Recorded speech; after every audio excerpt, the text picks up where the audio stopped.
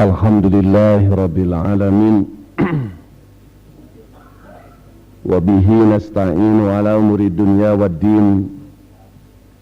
Ashhadu an la ilaha illallah ar-Rahmanir Rahim wa ashhadu anna Muhammadan abduhu wa rasuluhu min akhiril anbiya'i wal mursalin. Ihwatu iman yang dimuliakan Allah,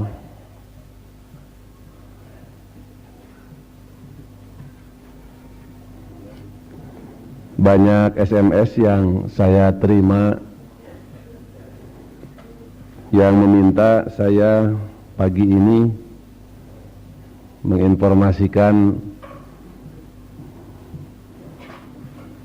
kunjungan saya bersama rombongan presiden ke 5 negara di Timur Tengah dan Teluk.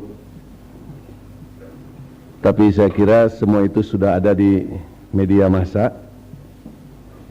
Kalaupun ada, insya Allah nanti saja setelah bahasan utama saya sampaikan.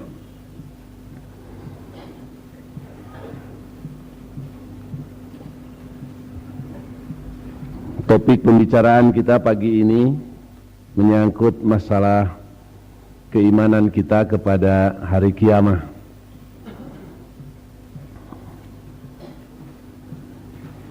Insya Allah pembahasan ini akan kita sampaikan dalam 1-2 episode. Pagi ini kita akan berbicara mengenai sebutan atau nama serta peristiwa apa yang akan kita saksikan dan rasakan pada saat kiamat terjadi. Kalau kita memperhatikan ayat-ayat Al-Quran dan hadis Nabi, kiamat itu disebut juga dengan beberapa sebutan. Disebut as-sa'ah, disebut juga yaumuddin, disebut juga al-ghosyah atau as-sohah atau at-tomatul kubro. Bahkan mungkin masih ada nama-nama lain. Beberapa ayat saya kemukakan yang terkait dengan sebutan-sebutan tersebut. Yang pertama dengan sebutan Al-Qiyamah.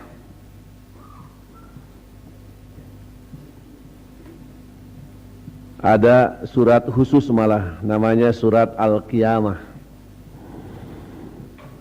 Di sana Allah menjelaskan, a'udzubillahi minasyaitonir rajim, yas'alu ayyana yaumul qiyamah. Orang akan bertanya kapan kiamat itu terjadi. Allah menjelaskan, fa idza barikol basaru, apabila mata al-basor, penglihatan, bariko, terbelalak karena ketakutan. Wa khosafal qamaru, dan bulan pun khusuf, bisa dalam arti hilang cahayanya. Bahkan ada juga ya apabila terjadi gerhana bulan. Makanya dikisahkan ketika terjadi gerhana, Nabi keluar dari rumah terburu-buru, mungkin ada perasaan khawatir, mengingat ada kalimat wa khosafal qamaru. Jangan-jangan kiamat terjadi pada saat itu. Wa jumi'asy syamsu wal qamar, kemudian matahari dan bulan dikumpulkan. Bisa dalam arti terjadi tabrakan dahsyat antara matahari dan bulan. Yaqulul insanu, manusia akan ngomong yauma idzin, pada hari kiamat itu, ainal mafar, kemana tempat kita berlari. Sebab aneh, yang dari utara lari ke selatan, yang dari selatan lari ke utara, demikian juga antara timur dengan barat. Orang tidak karu-karuan karena saking paniknya Mereka saling bertanya, kemana kita lari? Allah kemudian mengingatkan, kalla, ketahuilah, ingatlah, atau tidak sekali-kali, la wazara, tidak ada tempat berlindung, ila rabbika yauma idzin, ilai rabbika, kepada Tuhanmu, yauma idzinil mustaqar, pada hari itu semuanya akan dikembalikan. Yunabba'ul insanu yauma idzin bima qaddama wa akhar. Yunabba'ul insan, akan diberitahukan kepada manusia yauma idzin, pada hari kiamat itu, bima qaddama wa akhar, atas, nah ini terjemahnya kurang ya, bima qaddama wa akhar, atas apa yang sudah terdahulu dan yang kemudian. Jadi artinya segala amal yang kita lakukan sejak usia dewasa sampai hari tua, semua akan diperlihatkan pada hari kiamat itu. Ini sebutan dalam ayat 6 sampai 13 ini, hari akhir itu disebut al-qiyamah. Yang kedua juga di surat Al-A'raf ayat 172-173 ada kalimat yaumul qiyamah. Wa id akhadha rabbuka min bani adama, dan ingatlah, id akhadha, ketika mengambil, rabbuka, Tuhanmu, min bani adama, akhadha rabbuka min bani adama min duhurihim, ketika Allah menciptakan keturunan manusia itu berasal dari tulang punggung, dzurriyyatahum, keturunan mereka, wa ashhadahum ala anfusihim, dan Allah mengambil kesaksian atas diri mereka. Alastu birabbikum, bukankah aku ini Tuhan kamu? Jadi ayat kalimat ini mengingatkan bahwa setiap bayi yang mau dilahirkan ke muka bumi oleh Allah itu sudah dimintai kesaksian. Orang nurek dilahirkan teh ku Allah ditaros gitu. Alastu birabbikum, bukankah aku ini adalah Tuhan kamu? Qalu, bayi-bayi itu menjawab, bala syahidna. Seperti pernah saya jelaskan, bala itu sama dengan na'am tapi intensitasnya lebih kuat. Tentu saja, syahidna, kami menjadi saksi. Menjadi saksi bahwa engkau adalah Tuhan kami. Untuk apa Allah meminta kesaksian kepada setiap bayi yang mau dilahirkan? An takulu, an bimakna kaila, supaya tidak. Takulu, ngomong kamu, yaumal kiamati, pada hari kiamah, inna kunna an hadza ghafilin. Inna kunna, sesungguhnya keadaan kami, an hadza, tentang hal ini, ghafilin. Ghafil artinya lalai, tidak tahu. Jadi jangan sampai nanti di hari kiamah ketika ditanya oleh Allah, kenapa kamu menyembah Yesus? Kenapa menyembah Sang Hyang? Kenapa menyembah dewa? Kenapa menyembah hantu? Tidak ada jawaban. Wah, kami tidak tahu.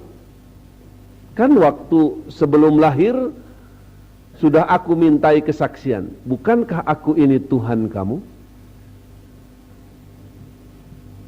Au takulu, atau kamu ngomong menjawab, innama asyraka abauna, tiada lain yang telah membuat kami musyrik itu, menyekutukan Allah itu, abauna, orang tua kami, nenek moyang kami, min qablu, dari sebelumnya. Wa kunna dzurriyyatan min ba'dihim, sementara kami ini hanya keturunan sesudah mereka. Apa tuhlikuna bima fa'alal mubtilun, apakah engkau akan membinasakan atau menyiksa kami disebabkan apa-apa yang telah dilakukan al-mubtilun, orang-orang yang sesat, orang-orang yang batal sebelumnya. Makanya di dalam hadis riwayat Imam Al-Hakim dijelaskan kullu mauludin yuladu min walidi kafirin aw muslimin illa yuladu alal fitrah alal islami kullihim. Kullu mauludin, setiap bayi yang dilahirkan, min walidi kafirin aw muslimin, dari orang tua, baik itu orang tuanya kafir apalagi muslim, illa yuladu alal fitrah, semua dilahirkan alal fitrah. Alal fitrah di sini oleh Nabi dijelaskan artinya alal islami kullihim, semua terlahir sebagai muslim. Jadi walaupun bapaknya Yahudi, Kristen, Hindu, Buddha, komunis, anaknya begitu lahir terlahir sebagai muslim. Kenapa? Karena menurut ayat ini bayi itu sebelum lahir sudah dimintai kesaksian oleh Allah. Alastu birabbikum, bukankah aku ini Tuhan kamu? Qalu, bayi-bayi itu menjawab, bala syahidna.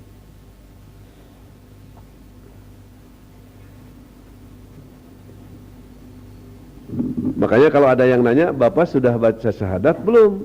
Syahadat masuk Islam, kan sekarang banyak yang nanya begitu. Sudah sejak bayi gitu dijawabnya.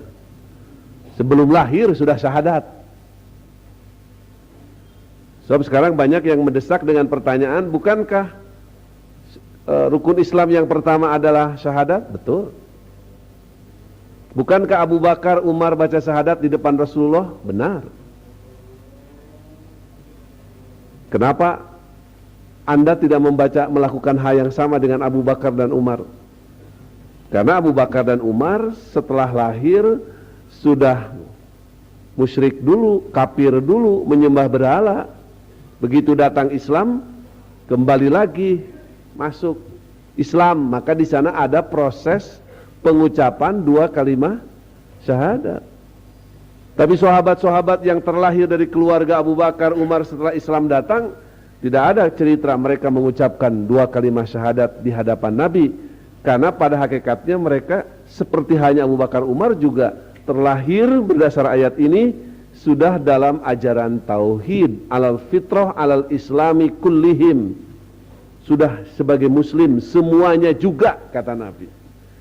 Pak abawahu, apakah nanti si anak yang terlahir ini tetap istiqomah, konsisten sebagai muslim, atau berubah menjadi Yahudi, menjadi Nasrani, menjadi Majusi, menjadi komunis? Pak abawahu, tergantung warna yang diberikan oleh orang tuanya setelah terlahir. Tapi waktu lahir sebagai muslim. Hanya persoalannya apakah tetap dalam Islam atau kemudian berubah warna agama, tergantung pendidikan, pengajaran yang diberikan setelah anak itu ada di lingkungan keluarganya.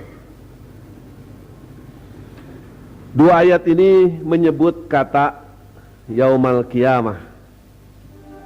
Sementara nomor 3, kiamah disebut as-sa'ah, seperti termaktub di surat Al-A'raf ayat 187.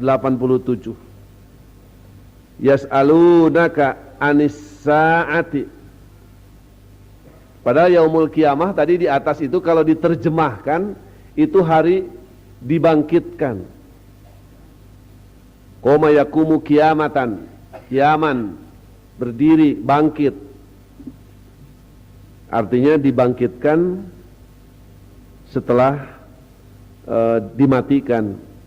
Kalau ini as-sa'ah itu artinya waktu. Sa'atun juga bisa berarti jam. Orang Arab kalau menanyakan jam berapa, kam sa'ah, kam sa'ahlan, jam berapa sekarang? Yas'alunaka an-nisa'ah, tapi di sini karena pakai alif lam, muhalla bil al, ma'rifat. Jadi kalau dalam bahasa Inggris pakai definite article the. Mereka akan bertanya kepadamu anis-sa'ah, maksudnya tentang hari kiamat. Ayyana mursaha, kapan kejadiannya? Nah, Allah kemudian memberikan semacam keyword, kunci jawaban. Kalau ada orang nanya kapan kiamat itu, kul, jawab. Innama itu adat hasr, artinya hanya. Hanyalah ilmuha, pengetahuan tentang kiamat itu, inda rabbi, ada pada Tuhanku. La yujalliha, tidak ada yang bisa menjelaskan, menerangkan liwaktiha, mengenai waktunya, illa huwa, kecuali hanya Allah.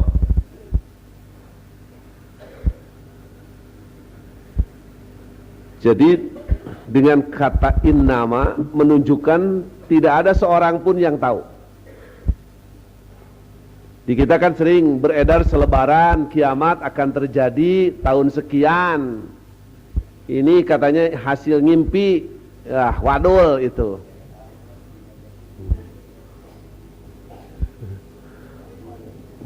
Yang ngimpi nanti di penjaga kubur di. Tidak ada. Illa huwa, kecuali Allah. Sakulat fis samawati wal ard. Berat.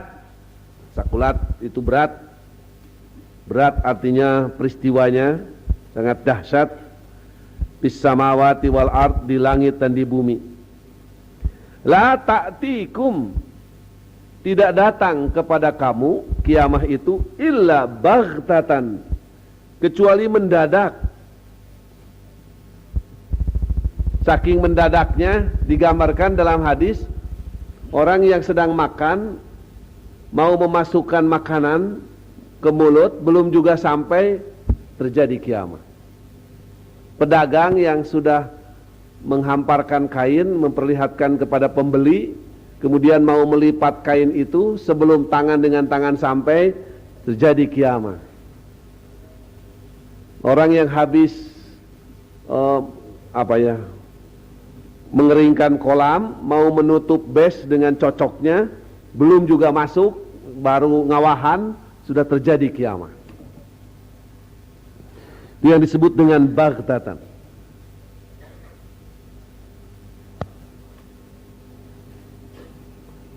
Walaupun nanti di ayat lain disebutkan faqad jaa asyratuha, tapi walaupun mendadak, telah datang tanda-tandanya. Saya baca di tafsir Al-Qasimi, ada dua ciri kiamah sudah dekat itu. Pertama, dengan diutusnya Muhammad SAW sebagai Nabi dan Rasul terakhir. Artinya Allah tidak akan lagi mengutus Nabi dan Rasul, walaupun yang aku banyak, termasuk Mirza Ghulam Ahmad. Jadi dengan diutusnya Muhammad sebagai Nabi akhir zaman, tidak ada lagi Nabi dan Rasul, menunjukkan dunia ini hampir finish, hampir berakhir. Dan ciri yang kedua, dengan disempurnakannya Islam sebagai satu-satunya agama Allah, berarti Allah tidak akan lagi menurunkan agama lain setelah ini. Dua tanda inilah yang paling nyata tentang semakin dekatnya as-sa'ah, kiamah itu. Walaupun yang disebut dekat tentu saja relatif. Mudah-mudahan masih lama. Sebab walaupun susah hidup ini, betah gitu ya.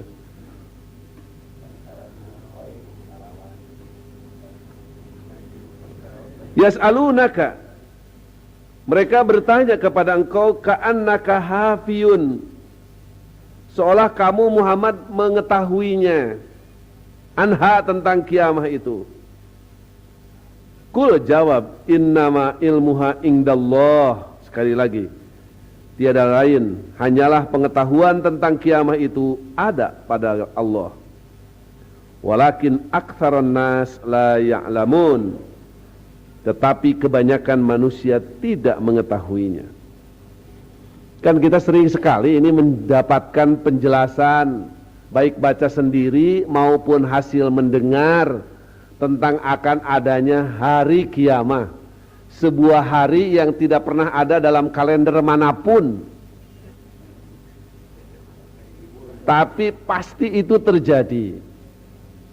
Sehingga sering orang bertanya, kapan sih kiamah itu? Seperti rindu dengan kiamah itu.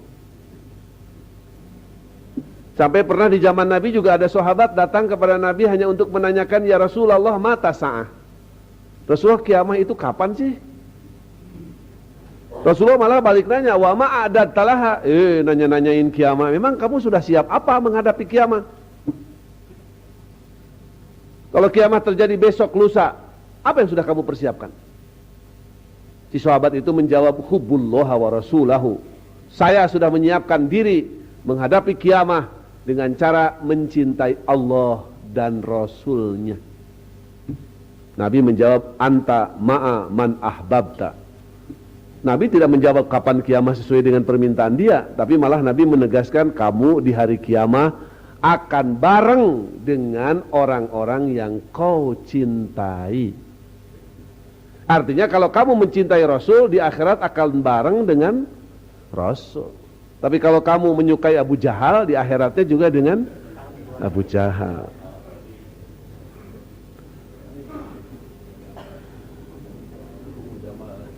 Jadi makanya kita kalau mau memberikan kecintaan, memberikan dukungan, itu harus dipilih.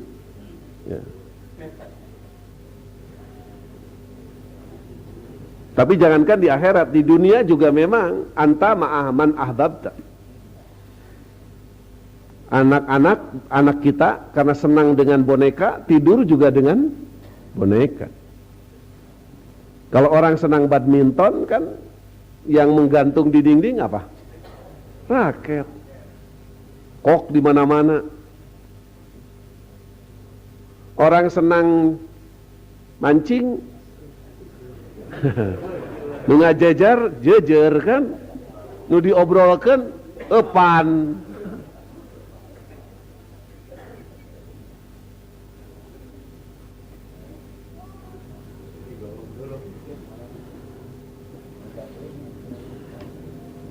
Bahkan lebih jelas, jangankan kita manusia biasa, Nabi Muhammad sendiri oleh Allah dinyatakan ka'annaka hafiyun. Mereka bertanya kepada kamu Muhammad, kapan sih kiamah? Seakan-akan mereka mengira bahwa Nabi Muhammad tahu. Padahal pengetahuan tentang kiamah hanya ada pada Allah. Jadi sekali lagi, kalau ada kabar berita kiamah akan terjadi, wah, semua itu adalah dusta belaka. Malaikat saja tidak ada yang diberitahu. An Abi Hurairah, kana nabiyyu, keadaan Nabi barizan. Barizan itu nampak, hadir di tengah-tengah para sahabat, yauman, pada suatu hari. Linnas. Jadi ini disaksikan peristiwanya oleh para sahabat. Nabi sedang kumpul di masjid dengan para sahabatnya. Pak tahu Jibrilu, datang kepadanya malaikat Jibril. Malah di hadis lain disebutkan, tidak terang-terangan disebut Jibril, tapi orang yang berpakaian serba bersih. Para sahabat waktu itu yang hadir semua tercengang, heran. Sebab ini orang baru dikenal, baru dilihat. Tapi para sahabat aneh, kok orang ini baru muncul, tapi kepada Nabi sudah seperti akrab sekali. Karena duduknya pun lututnya diadukan dengan lutut Nabi. Kemudian kedua paha Nabi dipeganginya. Nggak ada sahabat yang sudah lama kenal berani seperti itu. Disebut tetangga dekat tidak ada yang kenal. Disebut orang dari jauh gak kelihatan pakaian yang lusuh atau keringetan habis menempuh perjalanan jauh. Pakola, orang ini kemudian bertanya, mal iman, Muhammad, iman itu apa? Kola, Nabi menjelaskan al-imanu, yang disebut iman itu antu'minu billah, engkau beriman kepada Allah, wa malaikatihi, dan malaikatnya, wa kutubihi, dan kitab-kitabnya, wa biliqaihi, dan pertemuannya dengan Allah, wa rasulihi, dan iman kepada rasulnya, wa tu'minu bil ba'thi, tu'mina bil ba'thi, dan beriman bil ba'thi dengan akan hadanya hari ba'ats, hari dibangkitkan. Nah, di sini sudah pakai nama lagi al-ba'ats, ya, nama lain dari kiamah. Ini yang disebut rukun iman. Dulu saya sudah menjelaskan ada perbedaan yang sangat mendasar dalam rukun iman kita dengan Syiah. Kalau kita meyakini ada 6 rukun iman itu berdasarkan ayat-ayat Al-Quran dan hadis Nabi, Syiah hanya punya rukun imannya 5. Yaitu yang pertama at-tauhid, namanya juga beda. Kalau kita iman kepada Allah, mereka dengan menggunakan istilah at-tauhid. Yang kedua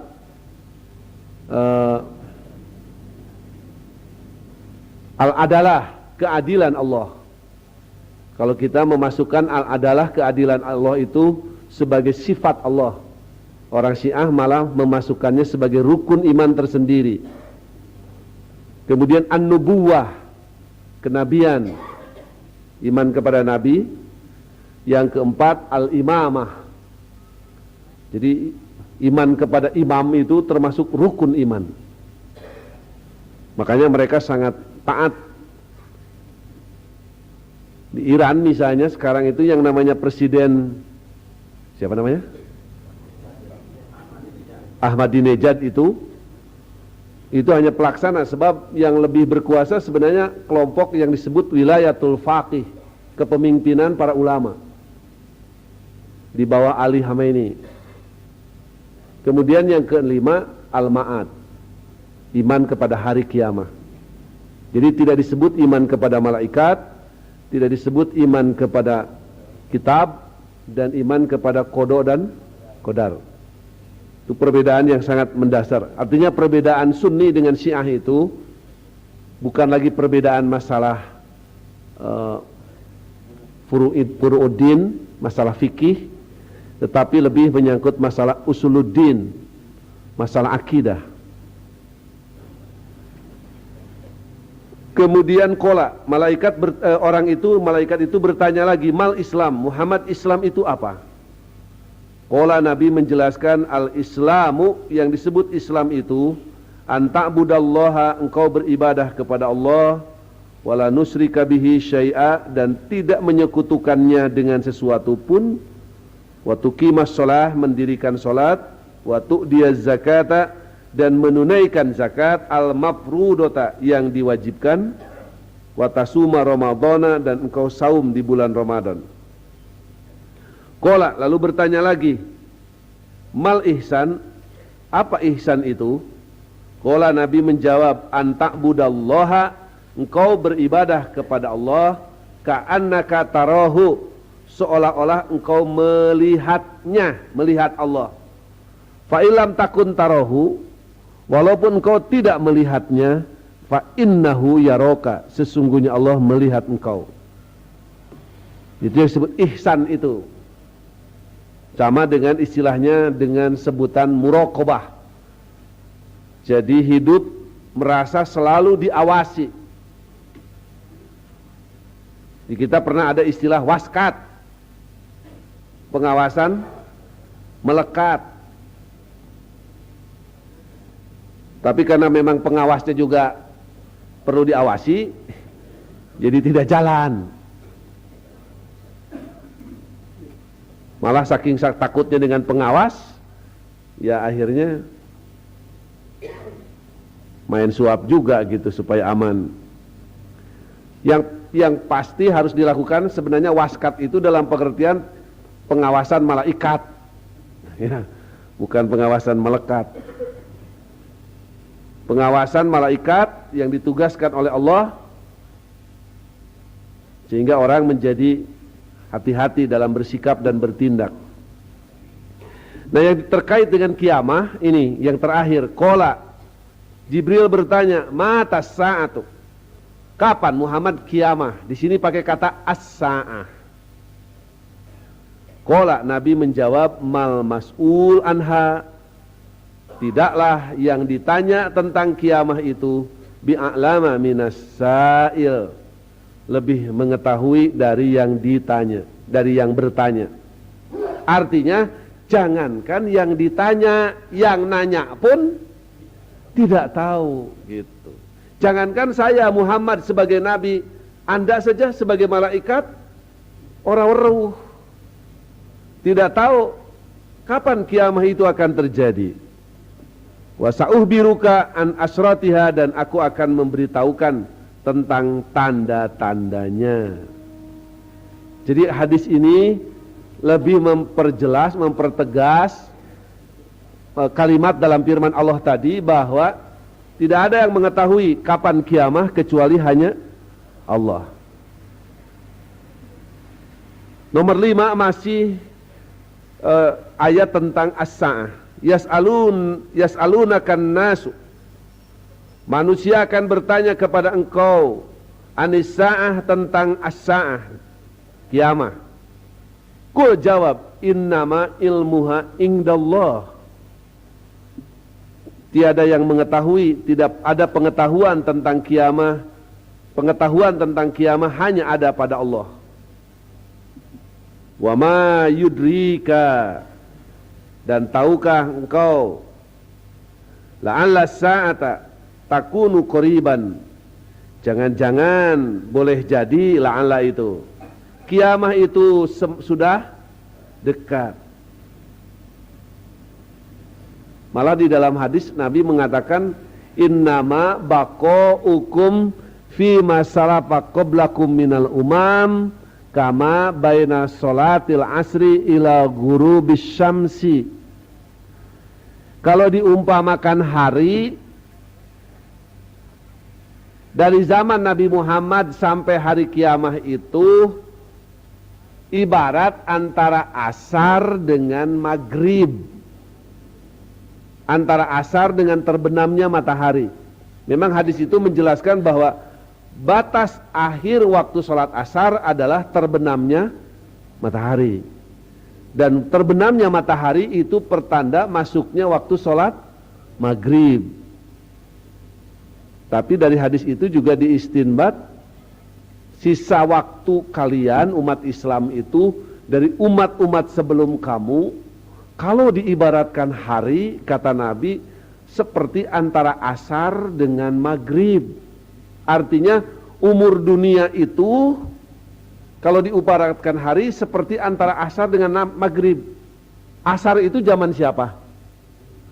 Zaman Nabi. Zaman SBY? Mungkin sudah 5:30. Kalimatnya qorib, dekat. Pada hari kiamat itu, innallaha la'anal kafirin, Allah melaknat orang-orang kafir, wa a'adda lahum sa'ira, dan Allah menjanjikan bagi mereka neraka sa'ir. Khalidina fiha, mereka kekal di dalam neraka sa'ir itu abadan, selamanya. La yajiduna, mereka tidak akan mendapatkan waliyan, pemimpin, wala nasira, dan tidak menemukan penolong. Yauma tuqallabu wujuhuhum finnar, pada hari yang dimaksud hari di sini adalah hari kiamah itu, tuqallabu wujuhum, dibolak-balik wajah mereka. Maksudnya wajah di sini termasuk majaz mursal, pars prototo, disebut sebahagian tapi maksudnya semuanya, bukan hanya wajahnya yang dibolak-balik tapi tubuh mereka dibolak-balik di neraka. Kayak ngagoreng tempe gitu, dibolak-balik. Yaquluna, mereka berkata, ya laitana, aduh celaka ya, menyesal mereka. Ata'na Allah, kenapa kami tidak menaati Allah? Wa ata'na Rasulah, dan menaati Rasul. Wa qalu, dan mereka berkata, Rabbana, ya Tuhan kami, inna, sesungguhnya kami, ata'na sadatana. Waktu hidup di dunia itu bukan mengikuti Allah dan Rasul, tapi mengikuti sadatana, tuan-tuan kami, pembesar-pembesar, wa kubaro anak. Nah, kubaro itu dari kata kabir, para pembesar, para penggede, para pemimpin, para tokoh. Jadi yang diikuti itu pemimpin, pembesar, bukan ngikutin Allah dan Rasulnya. Kan kita juga kadang-kadang hidup di dunia sering terpukau dengan tampilan public figur, dengan anggapan masa iya dia salah, kan dia itu kiai, kan dia itu wali, kan dia itu profesor dan sebagainya. Fa'adalluna sabila, mereka telah menyesatkan kami dari jalan yang lurus. Rabbana, ya Tuhan kami, atihim, berikanlah kepada mereka di'afain, 2 kali lipat minal adab, dari siksaan. Wal anhum la'nan kabiro, dan laknatlah mereka dengan laknatan yang dahsyat, yang besar. Jadi tentu saja ini gambaran pada hari kiamah, orang-orang yang bukan mengikuti Al-Quran dan As-Sunnah, tapi malah mengikuti para pemuka agama, bukan dengan ittiba, ngikutin dasar pengertian, tapi lebih karena taklid, tuturut munding, tuturut kebo. Nah, nanti di akhirat ini akan menyesal. Di kita kan selalu beranggapan, piraku salah. Kapan mas antren ge 12 tahun ya teteh, bea kastrolna ge 12. Kita sering melihat itu lahiriahnya, tampilannya.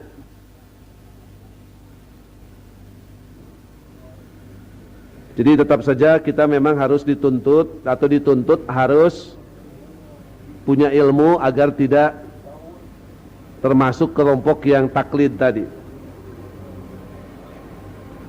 Kemudian sebutan berikutnya, kiamat juga disebut Al-Ghasyiyah. Al-Ghasyiyah itu hari penutup sebenarnya. Wal-laili idza yaghsha, perhatikanlah malam ketika menutup. Al-ataka hadithul ghasyiyah, sudahkah datang kepada engkau berita tentang Al-Ghasyiyah? Bisa diartikan hari pembalasan, hari kiamah, tapi kalau arti kata dasarnya adalah hari penutup, yaitu kiamah. Wujuhun, pada waktu itu ada 2 macam wajah. Ada wajah-wajah yauma idzin, pada hari itu khosyi'ah, baeud camena, sedih kingkin, nalangsa tunggara teh apa padana, jamedut buru kusunu, tunduk terhina. Kenapa mereka begitu kelihatan sekali penuh dengan penyesalan? Amilatun nasibah. Nah, ini yang harus jadi kekhawatiran kita.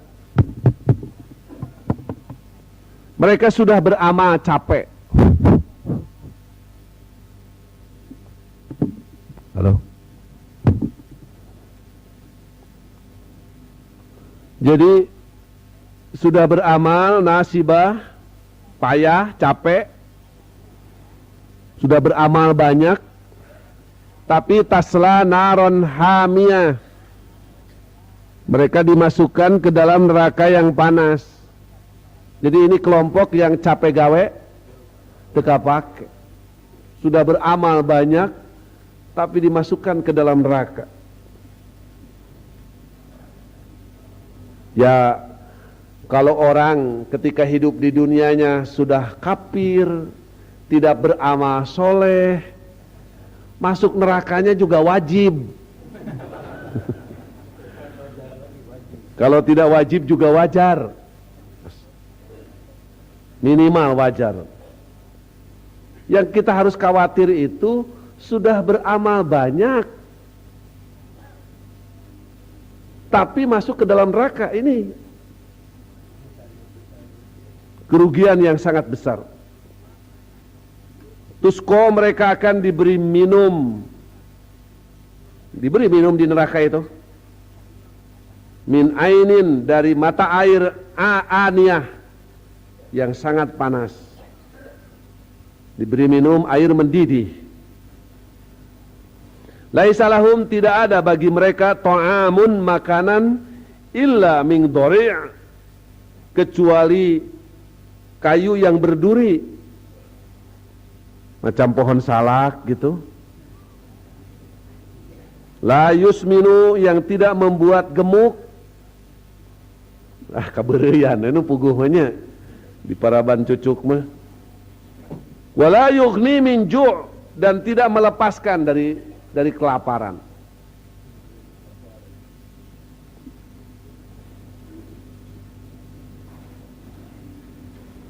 Malah di surat Al-Ma'arij itu minuman makanan bagi penghuni neraka itu adalah darah bercampur nanah. Ada lagi wujuhu yauma idzin na'imah, ada yang berwajah ceria, gembira, lisa'yiha radiyah, karena usahanya ya, senang. Rodiyatun, dia ridho, senang dengan usahanya, dengan hasil kerjanya, dengan amal solehnya. Fi jannatin aliyah, mereka akan ditempatkan di surga yang tinggi. Ini juga gambaran memang pada hari kiamah kan tidak ada tempat kecuali dua. Fariqun fil jannah wa fariqun fis sa'ir. Sebagian manusia masuk surga, sebagian masuk neraka. Otomatis manusianya juga hanya terbagi dua. Ada yang berwajah sedih, ada yang berwajah senang, gembira. Kemudian al-qiyamah juga disebut as-sohoh. Fa idza ja'atis sohoh, dan apabila datang as-sohoh, hari kiamah, yauma yapirul mar'u min akhi, pada hari itu yapirru al-mar'u, melarikan diri manusia min akhihi, dari saudaranya. Tidak peduli dengan saudara. Wa ummihi wa abi, ibu dan bapaknya. Jadi anak yang biasanya sangat hormat, khidmat, bela terhadap orang tua, ketika kiamah terjadi, lari saja tunggang langgang, tidak peduli ibu dan bapak. Wa sahibatihi, dan istrinya, wa banihi, dan anaknya. Suami istri yang biasanya saling bela, saling bantu, silih jajab ka panasaran, silih antar ka hayang, ger kiamah mah acul we, cuek we, karep we. Likulli imri'im, sebab bagi masing-masing manusia, minhum, dari mereka, yauma idzin, pada hari itu, sya'nu yughni, menghadapi persoalan yang sangat berat. Wujuhu yauma idzin musfirah, pada hari itu ada wajah-wajah yang berseri-seri. Dohikatun, mereka tertawa, mustabsyiroh, dengan ceria, dengan gembira. Tapi sebaliknya, wa wujuhu yauma idzin 'alaiha ghabarah. Wujuhun, ada wajah-wajah yauma idzin, pada hari kiamah itu, 'alaiha ghabarah, mereka tertutup dengan gubar. Gubar itu debu. Tarhaquha qatarah, malah juga ditutup dengan kegelapan. Ulaika humul kafaratul fajarah, mereka itu adalah orang-orang yang kafarah, yang kupur, fajarah, yang durhaka. Sebutan lain adalah tomatul kubro. Fa idza ja'atit tomatul kubro, maka apabila datang malapetaka yang besar, yaitu hari kiamah, yauma, pada hari yatadzakkarul insan, manusia eling, sadar, masa'a, atas apa yang telah mereka lakukan. Jadi kemah dina poe kiamah, semua amal kita ketika hidup di dunia sekarang ini terbaca. Dan kita juga ketika hidup sekarang, terutama ketika kita sedang susah atau sedang merenungkan perjalanan hidup masa lalu, itu biasanya terbaca secara garis besar apa yang sudah dilakukan. Pernah tinggal di mana, pernah kerja apa, pernah melakukan apa di tempat itu dengan siapa, dan seterusnya. Wa burrijatil jahimu liman yara. Wa burrijat, dan ditampilkan, diperlihatkan al jahim, neraka jahim, liman yara, kepada setiap orang yang melihat.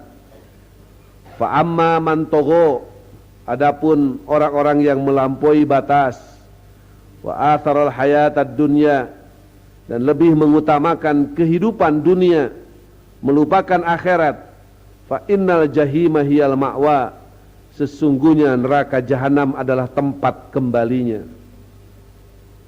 Wa amma man khafa maqama rabbih, adapun orang-orang yang takut maqama rabbih, dengan kebesaran keagungan Tuhannya, wa nahan nafsa, dan menahan diri anil hawa, dari godaan hawa nafsunya, fa innal jannata hiyal ma'wa, sesungguhnya surga adalah tempat kembali mereka.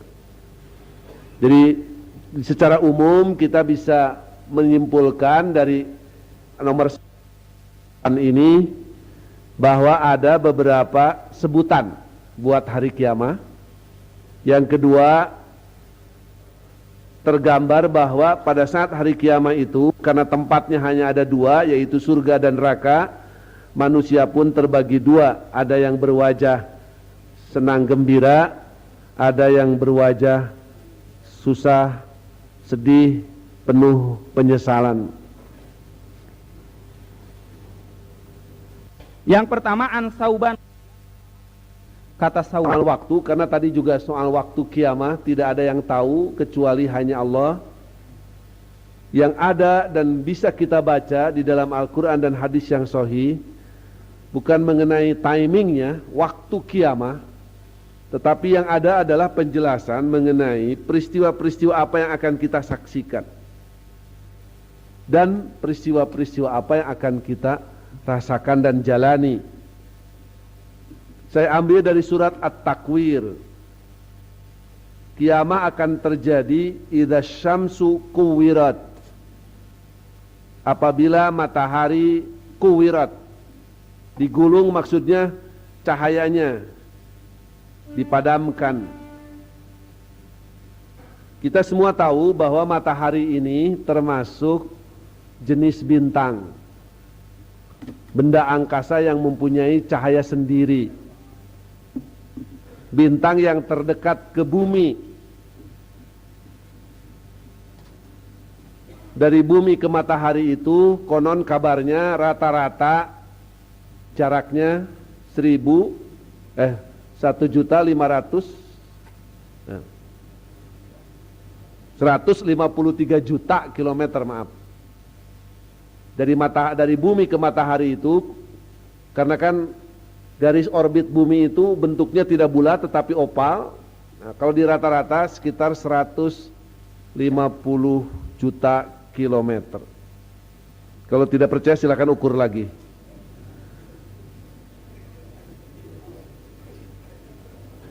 Makanya matahari kalau tengah hari kita lihat dengan mata biasa, kelihatan hanya sebesar piring saja. Padahal besarnya matahari itu menurut para astronom diperkirakan sama dengan 108 kali besarnya bola bumi yang kita diami. Konon kabarnya matahari itu garis tengahnya sepanjang 1.296.000 kilometer. Saya tidak tahu siapa yang pernah ngukur. Sementara garis tengah bumi kurang lebih hanya 12.000 kilometer. Matahari 1.296.000 kilometer, bumi hanya 12.000 kilometer. Kalau dibagi, insya Allah besaran matahari itu kurang lebih sama dengan 108 kali besarnya bola bumi yang kita diami. Jadi lamun matahari jatuh ke bumi eta teh nuruban gitu. Ninihan malah.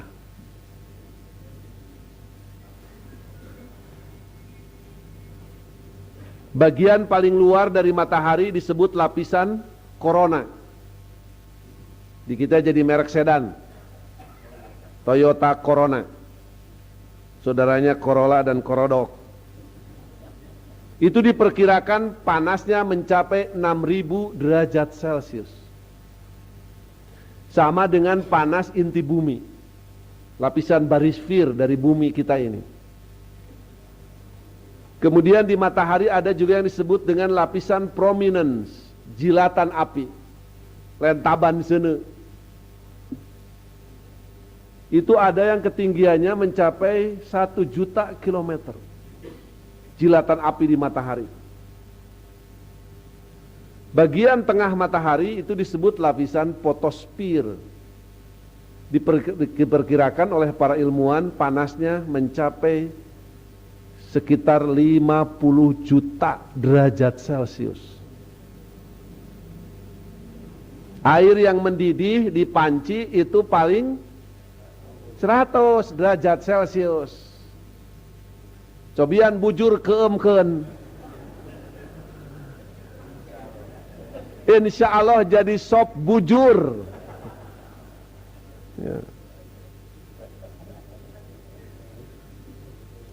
Itu baru 100 derajat Celcius. Besi baja, konon kalau ingin cair cukup dengan panas 1530 derajat Celcius, baja cair. Ini matahari bagian tengahnya 50 juta derajat Celcius. Makanya walaupun pesawat-pesawat angkasa luar milik negara-negara maju pergi ke angkasa, semua bukan mendekat ke matahari, semua menjauh dari matahari karena tidak ada bahan yang tahan dengan panas sedahsyat itu. Rasulullah dalam hadis Bukhari menyebutkan narukum juz'un min sab'ina juz'an nari jahannam. Panasnya jahanam itu sama dengan 70 kali panasnya api yang ada di dunia. Kalau dikalikan dengan panas matahari saja 70 kali 50 juta seberaha.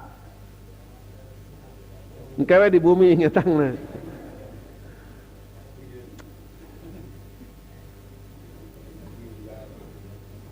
Tapi saya pernah melihat ada pemuda pakai kaos, ditulisan di kaosnya itu dengan ungkapan dalonka, pemuda calon neraka. Wapedos, wajah penuh dosa. Ada yang pakai bahasa Inggris, the hell generation, generasi neraka. We go to hell. Wah, kami pergi ke neraka. Disangkana meureun neraka teh puntung rokok. Malah ada yang bilang, wah mendingan ke neraka cenah bareng dengan artis-artis cantik. Itu suudon itu. Padahal belum tentu artis semua masuk neraka ya. Urang wae can karuhan komo artis.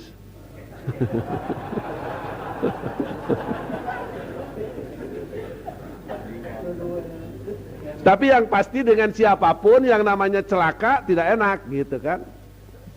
Cok, kalau bapak-bapak barang satu bus dengan artis cantik semuanya, lantas bus dan penumpangnya masuk jurang, kira-kira mikirin artis? Apalagi masuk neraka.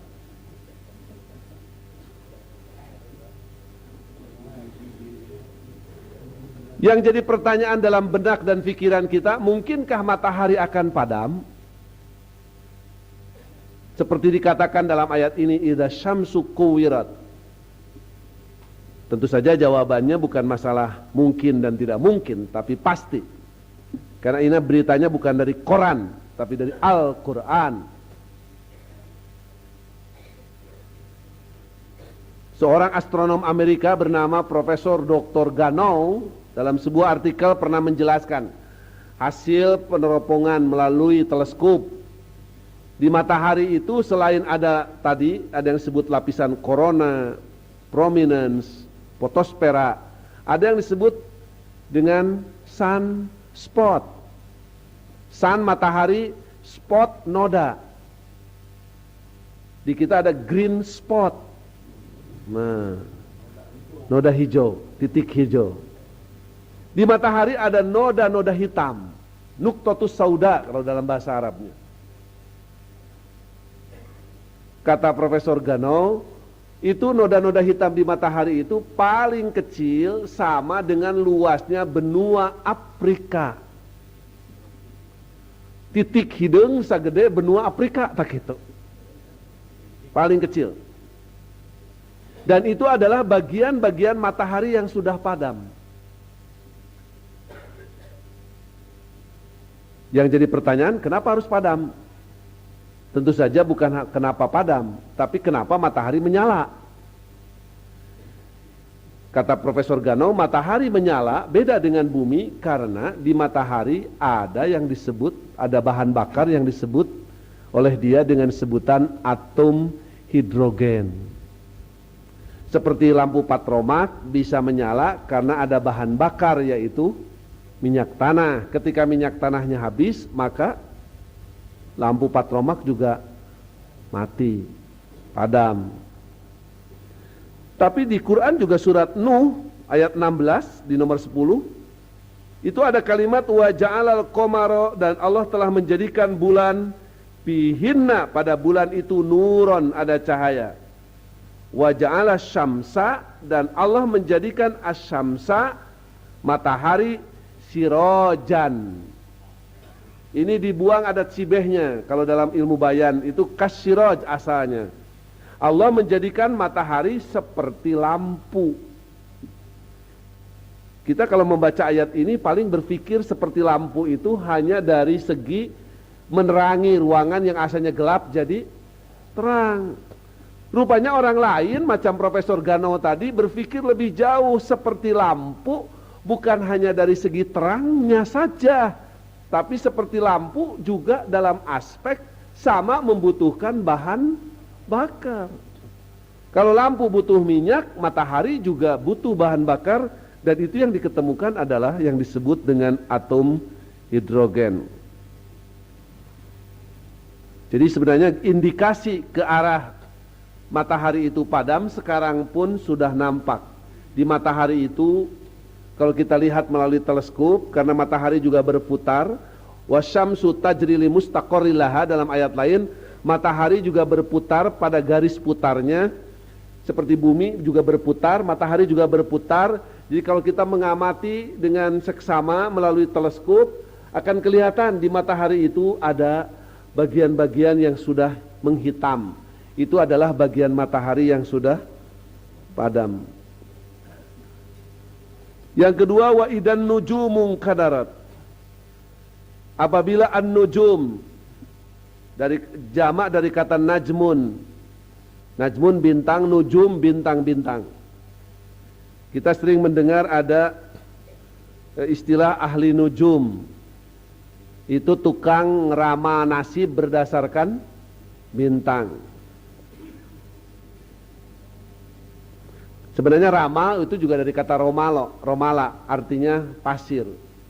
Melihat nasib orang dari pasir. Di kita melihat nasib orang melalui garis tangan. Ahli nujum itu sampai sekarang juga masih banyak di koran-koran yang terbit hari Ahad itu.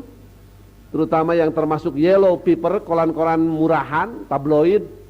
Suka ada kan kalau lahir dari tanggal sekian sampai tanggal sekian, bintangnya Gemini, Capricorn, Pisces, bintang 7.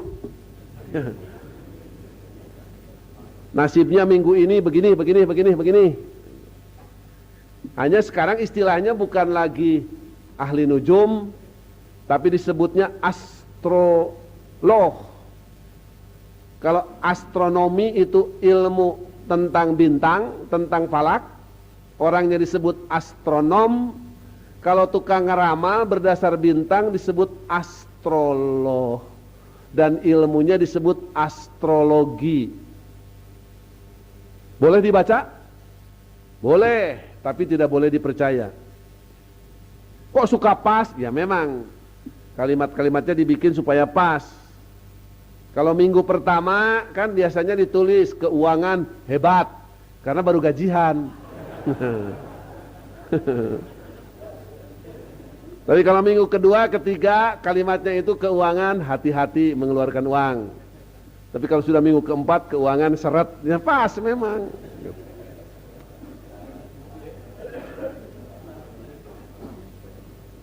Asmara, ada orang menanti Anda, ya pasti itu. Supir angkot saja menunggu. Kesehatan, jika Anda merasa tidak enak badan, segera pergi ke dokter, ya iya.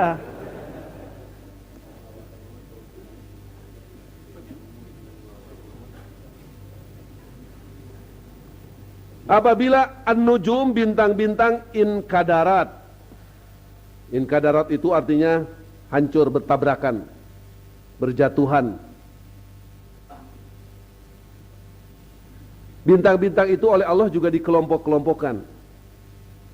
Bisa dilihat di nomor 11. Tabarakalladzi, maha berkah, maha suci, zat yang ja'ala fis sama, telah menciptakan di alam semesta burujan. Nah, burujan itu gugusan bintang. Istilah dalam IPA disebut galaksi. Dalam bahasa Sunda ya galaksi nong-nong. Itu sanes Pak, kalau galaksi nang-nang mah eta mah. bukan kelompok bintang, bukan. Galaksi nong-nong mah lalaki anu mangkat beger gede keneh ka era. Hai tapi RR. Mun aya istri mangkat beger gitu. Tapi gede keneh ka era. Itu disebut galaksi nong-nong.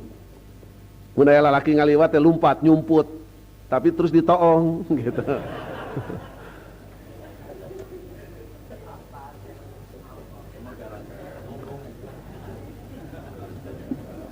Kalau ini galaksi kelompok bintang. Disebut dalam Al-Quran fis sama'i burujan. Malah ada surat Al-Buruj kan. Ayat satunya berbunyi was sama'i dzatil buruj. Perhatikan alam semesta dzatil buruj, yang mempunyai buruj. Nah itu galaksi, kelompok bintang. Yang satu kelompok dengan matahari ini adalah diberi nama ya, galaksi Bima Sakti. Itu diperkirakan jumlahnya ada 100 miliar bintang. Bakat tingko hese ngitung itu teh. Dan kadang-kadang ilmuwan juga sama dengan si Kabayan. Dalam dongeng kan si Kabayan pernah ditanya, Kabayan kamu tahu jumlah bintang? Tahu. Sabaraha? Sakaduteun keusik.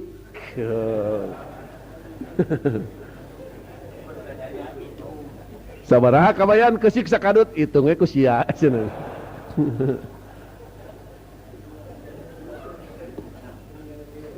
Iya ge sami we 100 miliar bakat tingko hese ngitung itu.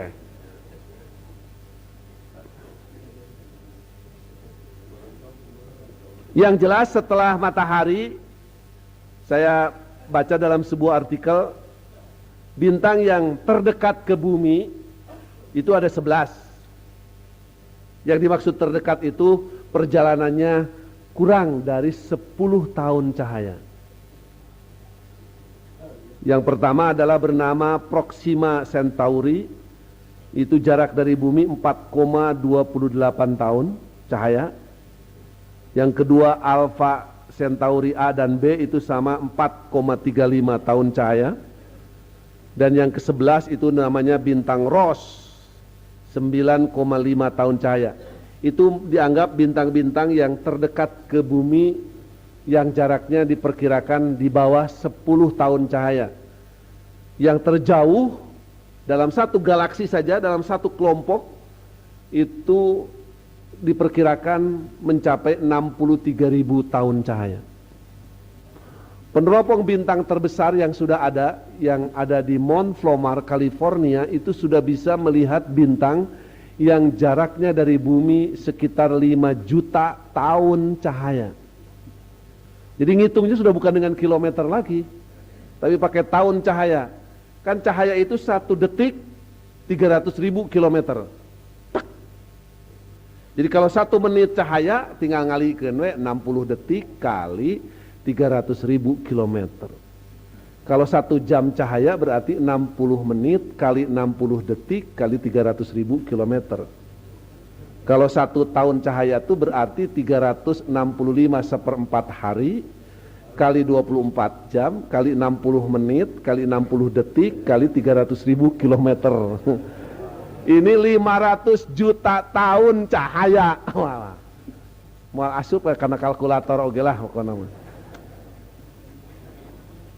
Makanya dalam Al-Qur'an ada pertanyaan dari Allah, "A'antum asyaddu khalqan amis sama'u banaha?" Mana yang lebih hebat? Menciptakan kamu manusia atau menciptakan alam semesta ini?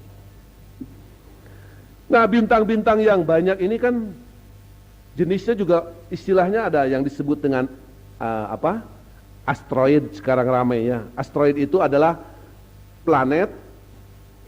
Kan ada bintang, ada planet. Matahari itu bintang, bumi itu planet. Kalau bulan itu disebut stelit. Ada asteroid, asteroid itu planet kecil. Ada yang 1 kilometer garis tengahnya itu, ada yang 700 kilometer itu asteroid. Kemudian ada pecahan dari asteroid yang sering jatuh bercahaya, itu yang disebut dengan meteor.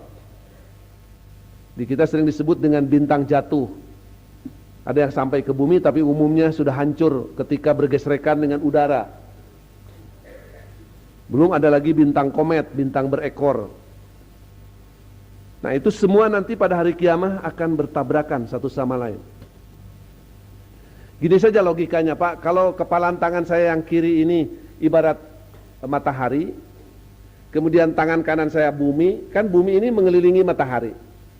1 putaran 1 tahun. Persoalan, pertanyaan, kenapa bumi ini tidak menjauh dari matahari? Kenapa tidak mendekat ke matahari? Tetapi tetap berputar pada garis edarnya, pada garis orbitnya. Para ilmuwan mengatakan karena masing-masing punya gaya. Yang satu namanya gaya sentrifugal, yang satu namanya gaya sentripetal. Bumi ditarik oleh matahari, tapi bumi juga ingin lepas. Bumi ingin menjauh, tapi oleh matahari ditarik pakai gaya magnetnya itu. Kekuatannya seimbang, sehingga bumi ini tidak menjauh, tidak mendekat, tetap saja berputar pada garis edar. Nah, pada saat kiamat logikanya salah satunya melemah. Kalau gaya keinginan bumi lepas melemah, berarti bumi akan tertarik oleh matahari, dan itu yang akan menimbulkan benturan bumi dengan matahari. Kalau matahari yang melemah, maka bumi akan lepas menjauh dan itu menabrak planet lain, bisa Venus, bisa Jupiter, bisa yang lain-lainnya. Dan kalau sudah satu tatanan rusak, maka yang lain juga akan hancur. Tanggal 30 Agustus tahun 79 itu pernah di atmosfer bumi terjadi hujan debu. Para ilmuwan memperkirakan ada gunung meletus. Tetapi tunggu punya tunggu, tak ada sebuah negara pun yang mengumumkan di negaranya ada gunung meletus. Nah, 2 tahun kemudian, pada tanggal 9 Desember tahun 81, Laboratorium Angkasa Luar milik Angkatan Laut Amerika Serikat mengirim berita berbentuk foto-foto ke bumi mengenai hujan debu yang terjadi tanggal 30 Agustus tahun 79. Ternyata hujan debu itu bukan disebabkan karena gunung meletus, tetapi disebabkan karena bintang komet bergesekan dengan matahari dan menimbulkan ledakan yang sangat dahsyat. Karena pada waktu itu katanya bintang komet setiap sekian ratus tahun ada siklus, sedang ada pada titik perihelium, titik paling dekat ke matahari, dan timbul gesrekan. Dan itu menimbulkan ledakan yang dahsyat, debunya pun dari gesrekan itu sampai di bumi. Ini sebuah gejala sebenarnya, sebuah indikasi baru senggolan gitu. belum tabrakan beneran. Wa idzal jibalu suyirat. Nah, pada hari kiamat gunung-gunung akan dihancurkan. Sementara Bandung kan dilingkungi gunung. Ya. Semua akan meletus itu, bukan hanya Tangkuban Perahu. Di Indonesia ini kan ada sekitar 450 gunung berapi. Lebih dari setengahnya masih aktif. Saya tidak bisa membayangkan bagaimana kalau yang setengahnya saja meletus berjamaah.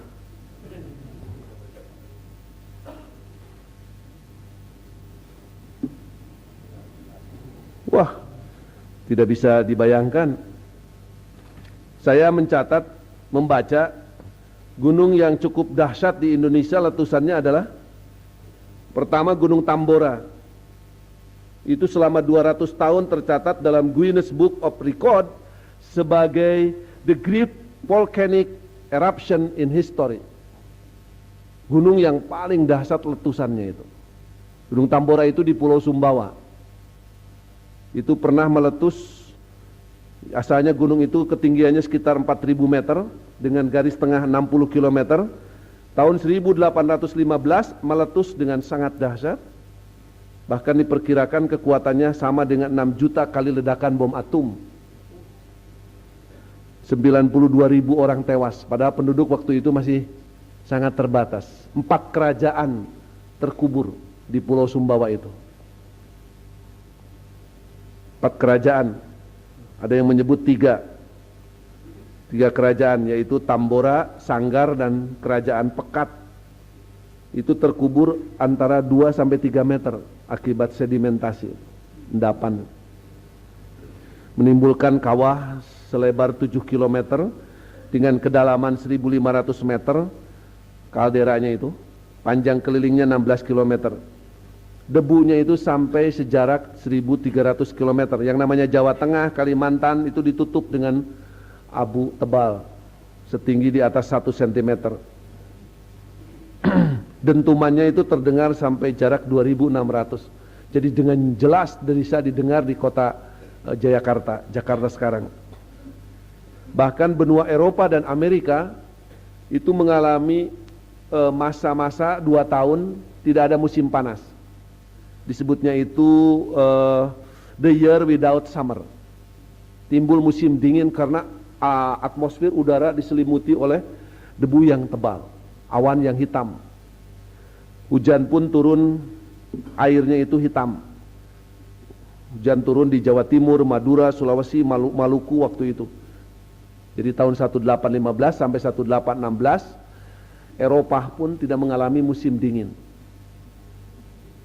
Tidak mengalami musim panas, musim dingin, sehingga gagal panen, banyak orang kelaparan, sehingga jumlah korban di dunia akibat letusan Gunung Tambora bisa 82.000 itu hanya yang ada di Pulau Sumbawa.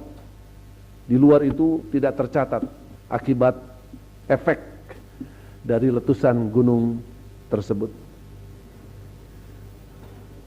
Tapi memang beritanya kalah oleh letusan Krakatau.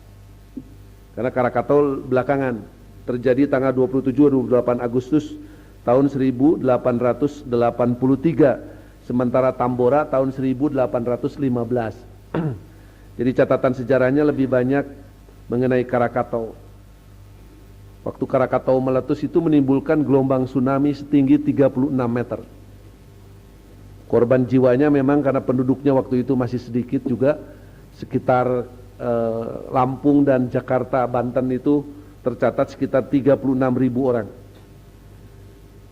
Kalau Gunung Tambora 4.000 meter di atas permukaan air laut, Krakatau hanya 816 meter. Tapi semburan apinya mencapai 8.000 meter. Bisa dilihat dengan jelas semburan api Krakatau itu di kota Semarang, di Jawa Tengah. Suaranya masih bisa didengar di Manila, ibu kota Filipina. Pada jaraknya dari Krakatau sekitar 2.900 km. Masih bisa didengar sayup-sayup sampai di Melbourne yang jaraknya sekitar 2.000 3.600 km. Paling jauh katanya penduduk Madagaskar di Afrika yang jaraknya dari Krakatau sekitar 4.775 km. Dan tentu saja yang dimaksud Al-Jibal di sini bukan hanya gunung-gunung berapi, mungkin saja gunung-gunung yang tidak berapi juga. Apalagi kalau kita memperhatikan hasil riset penelitian sebuah tim dari Universitas Columbia yang disebut dengan Lamont Geological Observatory yang melakukan penelitian tentang asal-muasal gunung. Di antaranya di Irian dan di India. Di Irian ada gunung tertinggi, Gunung Jayawijaya. Para peneliti dari Universitas Columbia ini di atas puncak Jayawijaya, di puncaknya yang terselimut oleh salju itu, menemukan adanya lapisan tanah yang terdiri dari batu kapur. Padahal batu kapur itu asalnya dari dasar laut, tapi ini aneh ada di atas permukaan, di atas puncak gunung.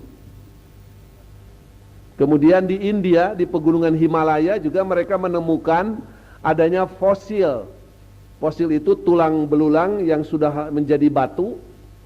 Fosil dari binatang laut yang biasa di lautnya juga hidup di kedalaman 3.000 meter. Itu makhluk laut tapi ada di puncak gunung. Kesimpulan sederhananya, baik Jayawijaya maupun Himalaya dulunya adalah dasar laut. Tapi ketika proses daripada masa sekunder, tersier katanya itu terjadi proses bumi ini, pecahan dari matahari, seperti dikatakan Al-Quran bahwa awalam yarol ladina kafaru annas samawati wal ardo kanata ratqan fafataknahuma. Tidakkah orang-orang kafir tahu bahwa bumi dan apa-apa yang ada di luar bumi kanata ratqan asalnya bersatu, fafataknahuma kemudian aku ledakkan menjadi pecahan-pecahan, ada yang jadi bintang, ada yang jadi planet, ada yang stelit, nah, termasuk jadi bumi pada masa itu. Jadi tenaga panas bumi ini yang biasanya dikeluarkan melalui kawah-kawah, sebagian tenaga ini mendesak bagian-bagian bumi yang masih lembek, dan itulah yang kemudian menimbulkan gunung. Jadi jangan-jangan gunung-gunung yang mengelilingi kota Bandung ini juga adalah benjolan-benjolan bumi yang kalau kiamah terjadi sama akan meletus. Sebab kalau kita baca ayat berikutnya, surat nomor 12 ya, wa yas'alunaka 'anil jibal, mereka akan bertanya tentang gunung. Fakul, jawab, yansifuha rabbi nasafa, Allah akan menghancurkan gunung itu sehancur-hancurnya. Fayadharuha qa'an sofsofa, dan akan meninggalkan di atas gunung itu qa'an sofsofa artinya datar dan rata. La taro, kamu tidak akan melihat pihak di atas gunung itu iwajan wala amta, dataran rendah maupun dataran tinggi. Gunung Galunggung yang meletus tahun berapa? 82. Itu kalau dilihat sampai sekarang tetap saja gunung itu berdiri tegak. Padahal sudah berapa juta kubik itu yang disemburkan dari sana itu, diangkut kemana-mana. Jadi kalau dilihat tetap saja Gunung Galunggung itu berdiri tegak. Nah nanti pada hari kiamat tidak, yang disebut gunung hancur itu sehancur-hancurnya, sehingga di bekas gunung itu rata dan datar, tidak ada lagi bukit, tidak ada lagi lembah. Wa idal isyaru uttilat, naik lagi ke nomor 9. Dan apabila isyar dari kata asrun, binatang-binatang yang hamil, dari kata asrun itu 10, hamil 9 bulan naik ke 10, mau melahirkan sabrol-brolin ngajuru, uttilat, ditinggalkan. Artinya harta yang paling berharga pun ketika kiamah terjadi ditinggalkan. Saya karena dekat ke Galunggung di Tasik itu, Waktu 82 meletus, orang pada lari. Begitu turun hujan pasir, lapili, semua orang keluar meninggalkan rumah. Banyak yang lupa tidak dikunci. Harta kekayaan yang sudah dikumpul-kumpul setiap hari itu, antep we. Tapi ada juga yang repot-repot bawa beras karung. Tapi setelah sampai nyebrang Citanduy dengan perhitungan, kalaupun lahar turun, masuk dulu ke Citanduy, rasa aman, baru sadar, buat apa saya bawa beras capek-capek. Ada ibu-ibu dari lereng Gunung Galunggung, anaknya ditinggalkan, di rumah yang digendong kambing. Ngais me. Sudah nyebrang Sungai Citanduy baru sadar gitu kan. Nah gening sia ari anak aing di mana gitu. Nah sia teh lain disada padahal kita tadi ge me teh disada me. Da meureun me ge kaget nah aing maka di ais gitu.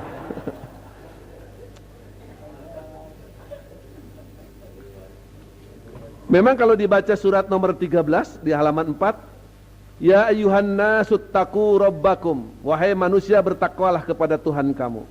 Inna zalzalatas saati syai'un azim. Sesungguhnya goncangan pada hari kiamat adalah sesuatu yang amat dahsyat.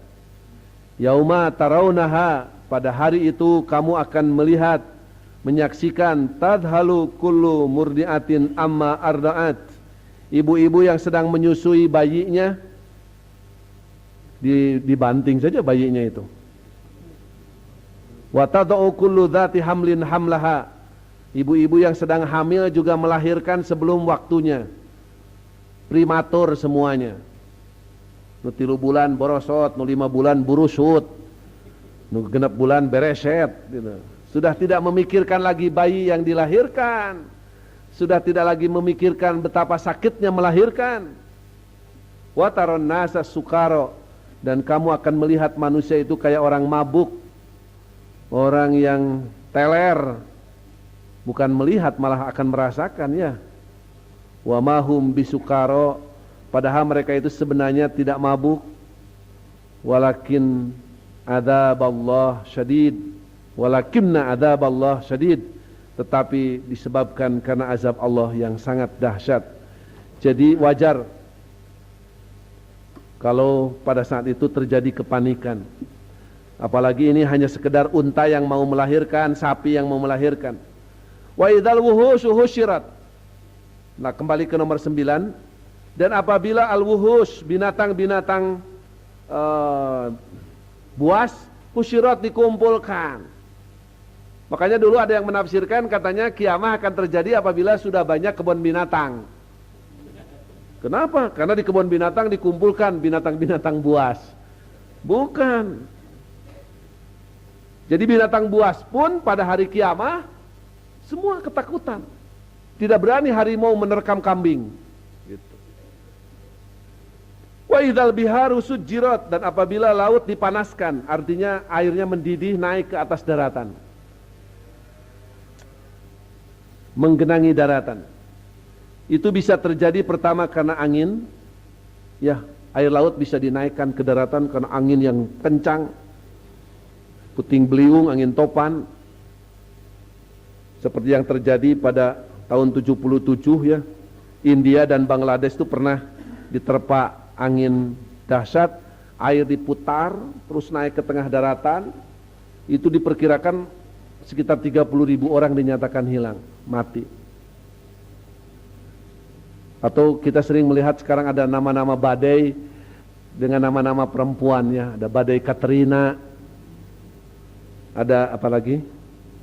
Itu termasuk bisa menaikkan. Yang kedua mungkin juga akibat rumah kaca. Sekarang juga ada kecenderungan begitu. Air laut bisa naik ke daratan karena hutan-hutan semakin banyak ditebangi, pohon-pohon besar diganti dengan bonsai.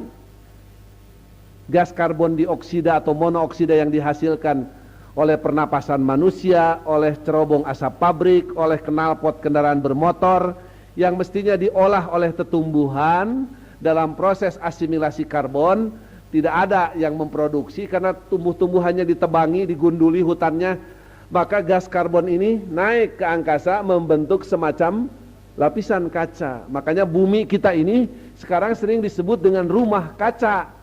Jadi rumah kaca itu bukan rumah yang sekelilingnya kaca yang membahayakan itu, tetapi yang disebut rumah kaca, bola bumi yang kita diami ini diselimuti oleh gas karbon, baik mono maupun dioksida. Dan ini susah dipecah, susah diurai.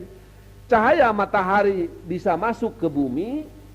Setelah bumi ini panas, mestinya panas itu dikembalikan lagi ke angkasa, terhalang oleh gas karbon, sehingga suhu udara di bumi termasuk di Bandung terasa semakin panas. Dan ini yang dikhawatirkan oleh para ahli lingkungan hidup itu bisa mengancam kutub utara, kutub selatan yang terdiri dari gunung dan benua es itu bisa mencair, dan itu akan menambah volume air di lautan, sehingga sekarang di Indonesia juga sudah banyak pulau-pulau kecil yang asalnya ada di permukaan laut sekarang sudah menghilang.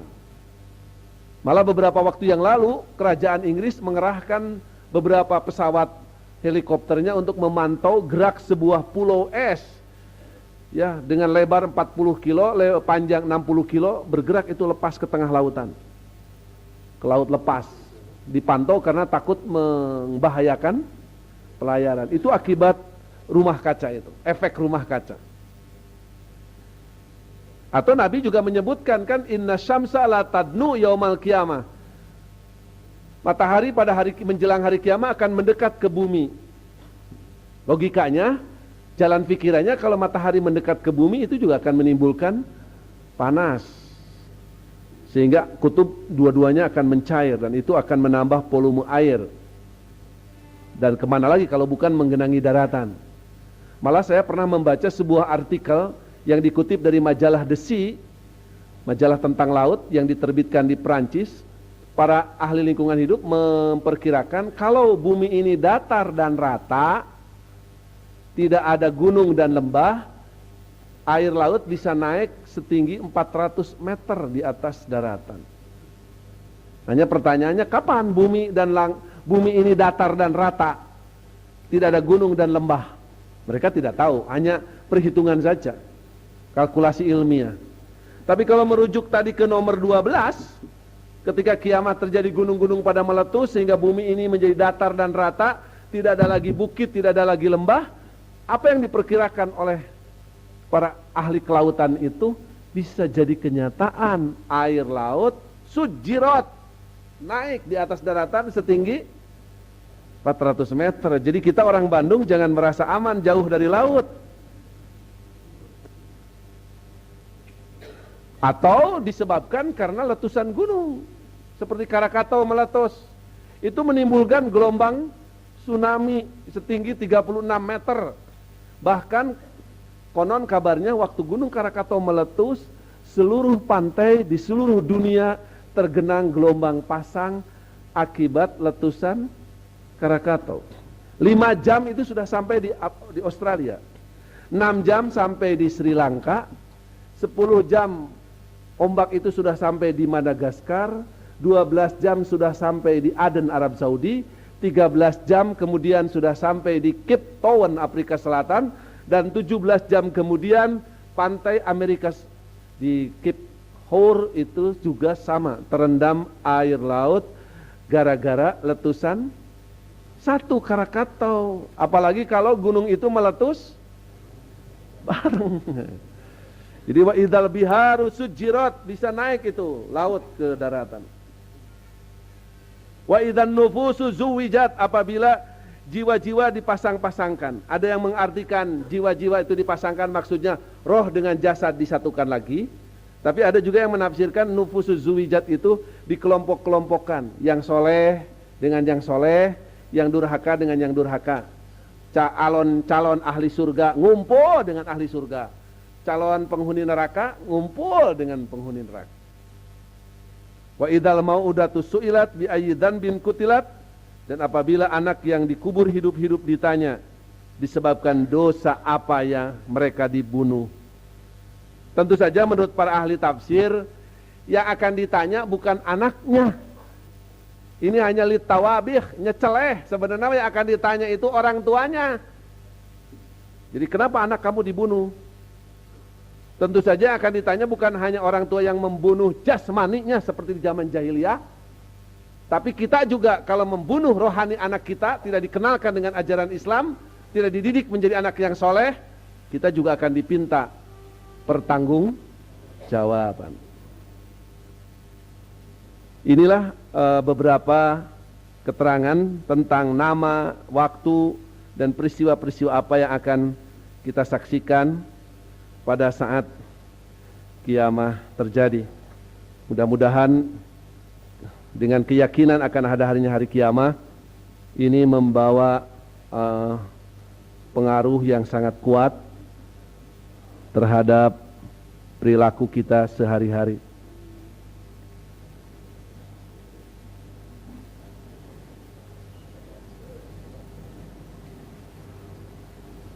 Pertanyaan, benarkah bahwa tidak seorang pun masuk surga karena amalnya, tapi karena rahmat Allah yang bersumber dari Ar-Rahman? Apa bedanya Ar-Rahman, Ar-Rahim, dan rahmatnya? Memang ada hadis yang menyatakan seperti itu. Sampai-sampai ada sahabat yang bertanya kepada Nabi waktu itu, kalau begitu sudah saja kita bergantung kepada Rahman Rahimnya Allah. Bukan, kata Rasulullah. Orang yang oleh Allah mau dimasukkan ke dalam surga akan dipermudah untuk mengamalkan amal-amal pi surgaeun.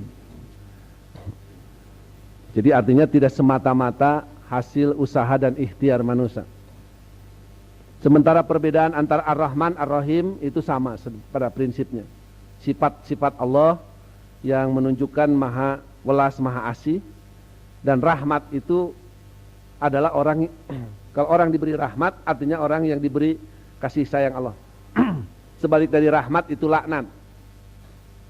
Orang yang dilaknat adalah orang yang dijauhkan dari rahmat Allah.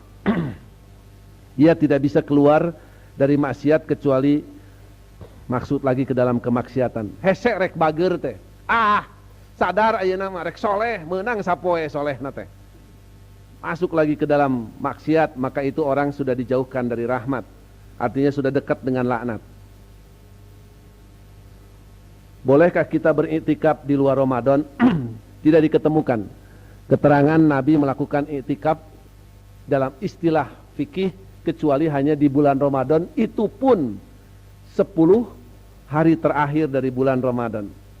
Di kita ada istilah iktikaf semalam. Nuk itu mah monok ngaranna teh. Benarkah manusia berasal dari monyet? Kalau mau dikelompokkan silahkan. Yang berpendapat begitu kan yang dikenal adalah tokohnya Charles Darwin dengan teori evolusinya. Memang Darwin melakukan risetnya lama, sekitar 5 tahun. Dia menelusuri pantai Amerika Latin, menelusuri Kepulauan Galapagos, konsepnya numpuk. Bahkan waktu itu katanya guru besar di alma maternya juga di Universitas Cambridge tidak mampu menggoyahkan argumen Darwin.